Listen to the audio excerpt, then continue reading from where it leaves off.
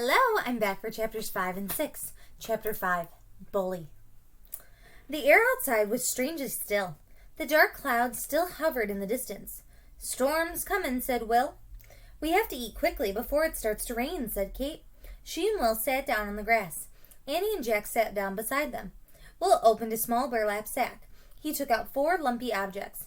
They looked like dark rocks. "Hey, there's one here for each of us," said Kate. "One what?" asked Annie, frowning. "Sweet potatoes," said Will. He gave a potato each to Kate, Annie, and Jack. No thanks," said Jack, trying to give his back. "We don't want to take your lunch." "We have enough. Keep it," said Kate. "What do you do with it?" asked Annie, holding up her potato.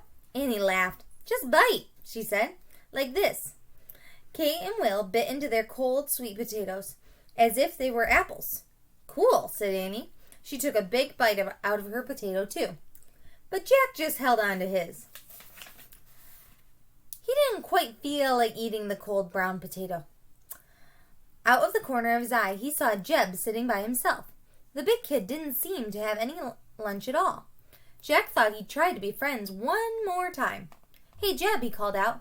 "I'm not hungry. You want my sweet potato?" I have a feeling this is not going to end well. Jeb gave Jack a mean look. "I could have brought my own lunch if I wanted to eat," he said.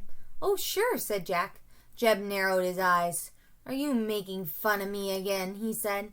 "I'm warning you. Do that one more time and I'll fight you." Jack couldn't believe it. This kid took everything he said the wrong way. "Hey," Annie said, "leave my brother alone. You're nothing but a bully, Jeb." "Annie, stay out of this," said Jack. But Jeb just laughed. Then he stood up and walked back into the schoolhouse. Jack felt angry. He hoped they would find the special writing soon so they could leave. Will seemed to have read Jack's mind. "Don't worry about him," Will said to Jack. "He's never been to school before." "Oh, so he's embarrassed," said Annie.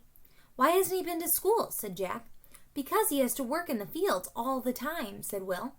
"I heard him tell Miss Neely he walked 5 miles to get here today," Kate said. "So he must have really wanted to come." "Wow," said Annie. "How far did you and Will walk?" "Only 2, said Kate. "2 what?" asked Annie. "Miles." No, she didn't say it like that. She said miles, said Kate. 2 miles? Jack repeated. The Prairie kids nodded. "It must be lonely living out here," Annie said. Will and Kate nodded again. "Do you live in a sod house?" Jack asked. "We used to," said Will, but it was always dirty. So our pa built us a log cabin. "We cut trees near the creek," said Katie. "Then we made a cabin by hand." Before Annie or Jack could ask another question, thunder cracked in the sky. Then rain started to fall. It fell fast and hard. Everyone jumped up. Come in," Miss Neely called from the doorway. They ran inside, and the wind slammed the door shut with a bang. Chapter 6, Grasshopper Attack? Inside the lamplit hut, it was dry and cozy. Jack sat back on his bench. He didn't dare look at Jeb. "It's time for our writing lesson now," Miss Neely said. "I'm going to give you each a slate and a pen." She handed out the slates. They looked like small blackboards set in wooden frames. Next, she gave everyone a slate pen. Each pen was a thin piece of chalk. Miss Neely opened the McGuffey Reader. "While you're eating your noon meal, I copied a poem from the book," she said. "Now I want you to copy it." Miss Neely held her own slate board up for them all to see. "'Tis a lesson you should heed. Try again. If at first you don't succeed, try again." Jack quickly started copying the words. Out of the corner of his eye, he saw Jeb writing very slowly. It took the older boy a long time just to write the letter T. Jack slowed down, too. He didn't want Jeb to think he was showing off. Suddenly, loud thumping sounds came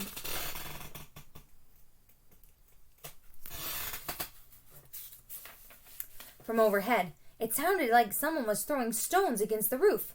"Oh no, grasshopper attack!" screamed Kate. She covered her head. "Grasshoppers attack?" "Grasshopper attack!" cried Will. He covered his head too. "Be calm, everyone," said Miss Neely.